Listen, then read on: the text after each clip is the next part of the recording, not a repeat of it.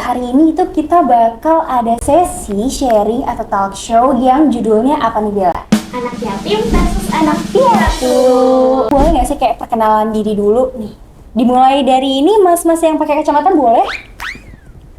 Halo sobat sudut pandang, kenalin aku Aldi. Di sini aku sebagai anak piatu. Kebetulan aku piatu baru 3 tahun, jadi belum terlalu lama. Oh gitu. Boleh dilanjut mbaknya yang cantik, siapa namanya? Oke, halo sobat sudut pandang. Di sini aku sebagai narasumber. Aku sendiri tuh Sapuro namanya. Kalau aku tuh udah dari kelas 2 SD ya, ditinggal sama orang tuaku, khususnya bapakku sendiri gitu. Jadi udah cukup lama ya aku menyandang nama anak yatim gitu. Oke.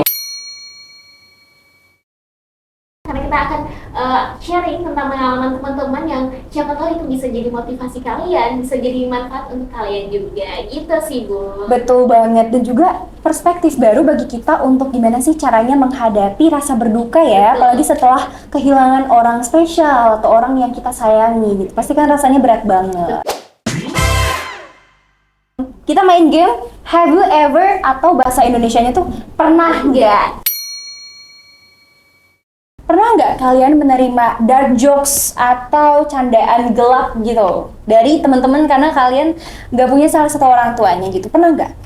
Kalau aku sendiri tuh pernah ya, dulu tuh jadi aku tuh pernah main sama teman-temanku, terus ada kayak aku jahil ke temanku, terus temanku langsung bilang, "Bu, aduin bapak lu ya," gitu. Jadi aku kayak, "Loh, kan gue udah gak punya bapak nih, mau ngaduin ke siapa gitu kan." Terus gue bilang, "Aduin aja soal ke kuburan," gitu. Sorry ya. Oke, boleh. Kalau aku sendiri sih menerima dark jokes itu nggak pernah ya, jarang. Tapi kalau aku sendiri malah akulah yang ngomongin dark joke itu ke temen gitu. Wah, agak lain ya yang ini. Apa dong dark jokesnya apa coba? Aduh, apa ya? Ada lah, nanti takut ofensif gitu. Tapi intinya dia yang ngasih Iya, dark jokesnya, betul. bukan yang menerima dark jokesnya gitu. Berarti mencoba untuk berdamai dengan keadaan ya. Kalau aku pasti pernah ya, bahkan selalu sih. Siapa sih yang nggak cemburu sama orang yang keluarganya masih lengkap gitu. Jadi aku selalu cemburu. Oke. Kalau aku tuh dulu kan waktu SMP tuh ada wisuda gitu ya. Nah teman-teman tuh pada foto wisuda gitu kan sama orang tuanya. Nah kebetulan aku sendiri tuh malah orang tuaku dua-duanya nggak dateng karena mamaku waktu itu lagi hamil besar kan. Jadi kayak nggak mungkin dateng juga. Jadi itu tuh rasanya kayak sedih banget. Aduh, teman-temanku foto sama orang tuanya. Terus aku tuh nggak ada foto sama siapa-siapa gitu. Aku foto sama temen deketku aja sih. Tapi waktu itu kayak karena waktu SMP ya, aku tuh nggak terlalu sedih sih. Tapi sekarang justru pas udah kuliah nih diinget-inget sedih juga ya ternyata gitu. Prinsipnya mah jalanin dulu aja lah ya, ngerasainnya Iya. nanti gitu. Bener. Nah, ini kayak udah mulai ada melo-melonya. Kalau gitu langsung aja nggak sih kita transisi ke sesi yang lebih serius lagi. Kalau ini langsung serius banget ya bahasanya. Iya. Kalau aku sendiri kan karena ibu aku kan meninggal itu ketika COVID nih. Jadi ibuku itu posisinya di isolasi udah 9 hari. Nah, harusnya itu di hari ke-10 ibuku udah bisa pulang ke rumah dalam keadaan sehat. Nah, pas hari Jumatnya itu paginya dapat telepon dari salah satu perawat di ruangan itu kayak ngabarin kalau disuruh doain. Pertama oke-oke aja karena oh iya berarti belum sembuh gitu, karena ibu juga kayak udah kelihatan sehat aja gitu. Terus ternyata ada telepon lagi dari perawat ngomong kalau ibu tuh udah kritis gitu, kayak udah enggak ada kemungkinan buat sehat lagi kan. Terus setelah itu kayak di keluarga tuh kumpul dulu di rumah kayak buat doain dulu gitu. Kalau di Islam kan kayak dibacain Yasin gitu sebelum biar barangkali gitu ibu disehatkan lagi. Terus selang beberapa menit sekitar setengah jam gitu setelah kita selesai Yasinan, ditelepon lagi lah sama pihak rumah sakit, dia kabarin kalau ibu udah nggak ada. Nah itu tuh kayak aduh maaf sedih-sedih. Jadi kan harusnya tuh hari ke-10 itu ibu pulang dalam keadaan sehat, ternyata hari ke-9 ibu beneran pulang tapi bukan ke rumah gitu. Jadi kayak perasaannya pasti kayak kaget, terus sedih aja sih ngelihat adik juga. Kalau aku sendiri masih pas itu kayak masih apa ya, mengira apa sih, nggak nyangka gitu loh, kayak denial gitu kalau misal ibu udah meninggal gitu sih. Sebenarnya hampir mirip kayak Aldi tadi, bapakku tuh juga dirawat dulu di rumah sakit, dan itu tuh waktu malam-malam hari Kamis itu pulang, bapak tuh pulang ke rumah. Jadi aku udah seneng banget karena di rumah sakit tuh lama banget, pokoknya lama banget gitu. Terus akhirnya pulang tuh rasanya kayak seneng banget, aku kayak langsung ikut beberes rumah. Terus karena bapakku kan waktu itu sakitnya tuh sakit paru-paru ya, jadi di kamarnya tuh harus dikasih tanaman-tanaman gitu loh, biar apa namanya, pernafasannya tuh bagus gitu, ventilasinya juga enak gitu kan. Terus paginya aku tuh mau berangkat sekolah kan, karena kan kemarinnya Kamis, jadi pagi Jumatnya tuh mau berangkat sekolah. Bapakku tuh nggak sadar, kayak ngelantur gitu loh ngomongnya, terus nggak kenal sama semua orang yang ada di dalam rumah kecuali aku. Ya, aku kan sebagai anak pertama ya, jadi waktu itu bapakku langsung nyari, kayak kan aku di rumah dipanggilnya Neng ya, Neng, Sapro mana gitu. Terus bapakku tuh ngomong ngelantur banget, sekaligus kayak ngasih beberapa pesan gitu, kayak ngasih tahu nanti kalau mau pinter itu harus nurut sama guru ya, harus nurut sama orang tua ya. Tapi tuh sambil kayak udah nggak sadar, udah hampir merem-merem gitu. Terus abis itu karena aku ngiranya kayak, oh ini mungkin efek dari sakitnya gitu loh, masih belum sepenuhnya sadar. Akhirnya aku tetap berangkat sekolah gitu, Terus waktu sekolah, kan gimana sih anak SD, aku dapat kabar nih dari salah satu guruku, Sapura kamu boleh pulang ya gitu. Iya, kayak ayo pulang gitu. Aku kan kayak, wih seneng nih pulang gitu. Anak SD gimana ya, diajak pulang sebelum waktunya pulang tuh rasanya kayak, wah gue mau liburan nih pasti. Karena kan bapakku udah pulang, terus udah sehat, pasti mau ngajak aku liburan. Aku dulu mikirnya kayak gitu. Terus waktu di jalan, aku kan dianterin sama saudaraku yang kebetulan jadi guru di SD ku itu kan. Terus abis itu gurunya bilang sambil nangis di jalan tuh, sambil nangis, Sapro yang sabar ya, yang pinter ya, gitu-gitu. Aku tuh nggak paham, bener-bener nggak paham kenapa guruku ngomong kayak gitu.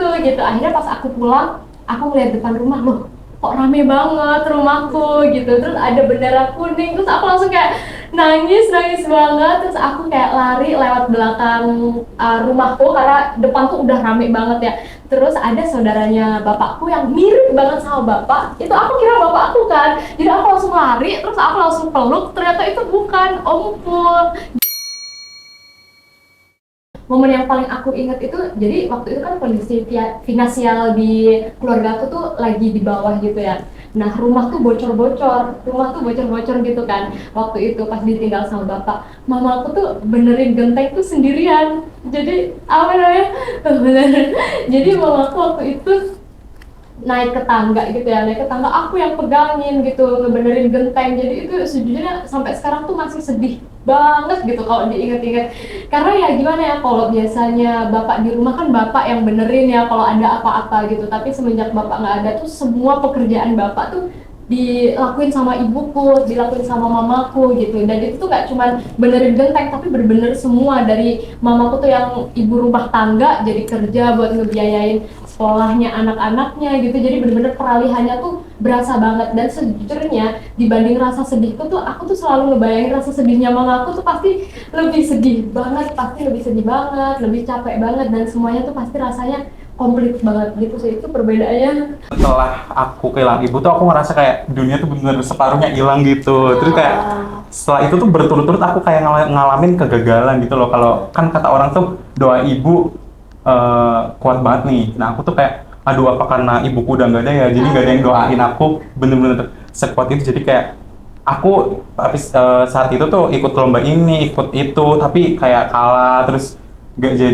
nggak masuk peringkat 3 besar lagi. Terus kayak aku ngerasa apa karena ibu nggak ada ya, jadi doa yang selama ini nge-support aku tuh hilang begitu saja gitu. Aku sempet kayak nangis juga di kamar, kayak ngomong ke Allah gitu, kenapa ya ibu diambil seperti itu. Terus kayak kenapa aku bisa kehilangan support yang sangat besar saat aku butuh gitu loh. Jadi kayak bener separuh dunia hilang, kayak langit doa yang memayungi aku setiap hari tuh hilang gitu loh.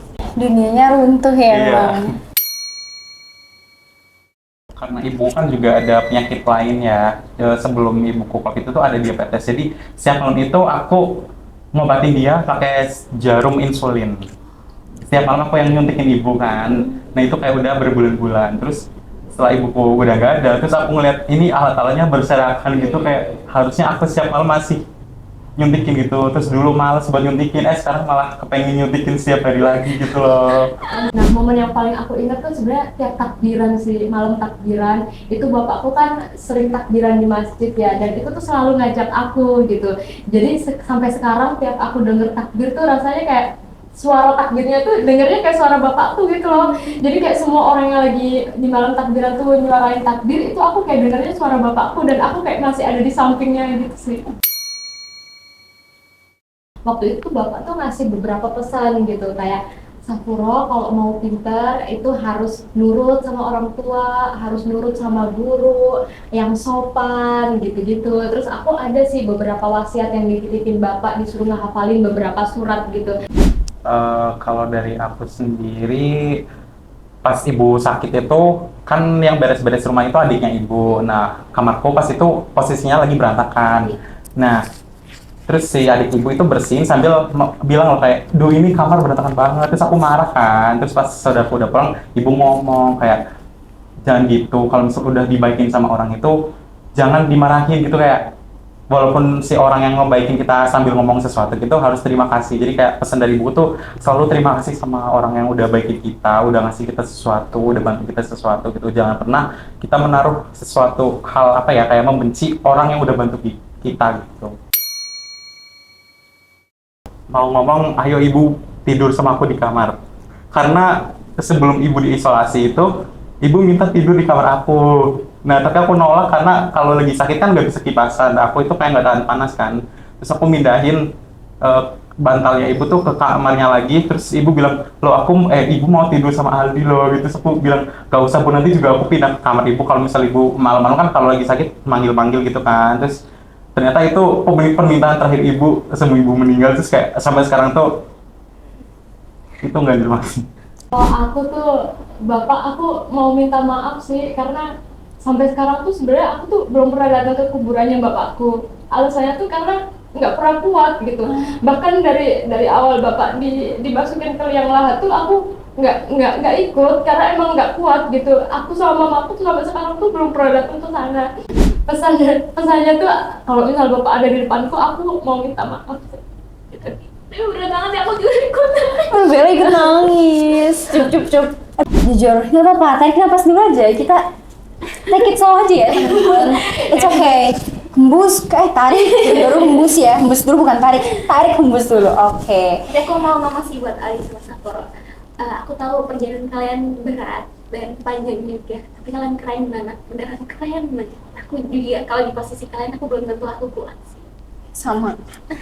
Aku seminggu nggak teleponan sama mamaku aja tuh, aduh ini mamaku kenapa ya berat banget, apalagi mereka gitu. Mereka nih 2 orang ada di depan kalian ini kuat-kuat loh guys. Keren itu. Kalau dari aku sendiri tuh nggak usah buru-buru gitu. Yang pertama tuh nggak usah buru-buru, kayak nggak usah kayak aku harus lupain, aku harus ini, aku harus ini. Nggak usah, justru tuh nikmatin aja karena tuh benar-benar ini tuh cuma masalah waktu sih menurutku. Kalau aku sama sih kayak Safuro, jadi kayak biarkan waktu yang memberikan tempat buat kita untuk menerima semua ini. Jadi kayak let it flow aja, kayak biarinlah ngalir gitu. Sedih dulu, terus habis itu nerima, terus sedih lagi, nerima lagi. Jadi kayak semakin hari itu semakin terbentuk kok diri kita yang udah ikhlas buat menerima semua ini. Tapi Bu, BTW setelah pembahasan ini ternyata menjadi pembahasan terakhir kita loh. Iya, sayang banget ya. Ya, mungkin kita bisa ngobrol lagi di episode lainnya ya Bun ya. Iya betul banget. Kita ucapin terima kasih dulu nggak sih ya ke Safuro sama Aldi. Ya terima kasih banyak ya udah datang hari ini dan juga sharing ke teman-teman semua tentang tips and trick, momen-momen bersama orang tua. Betul. Dan terima kasih juga kalau udah keren dan hebat. Iya, keren dan hebat. Oke. Ya, oke deh, mungkin cukup sekian ya dari aku dan juga Bella sebagai pembicara pada hari ini. sebagai host. Bukan pembicara ya, host. Yeah. Oke, salah ya, sorry. Host ya, bukan pembicara. Oke. Semoga apa yang kita udah bahas pada hari ini bisa bermanfaat untuk para sobat sudut pandang sekalian. Sekian, terima kasih and see you sobat sudut pandang.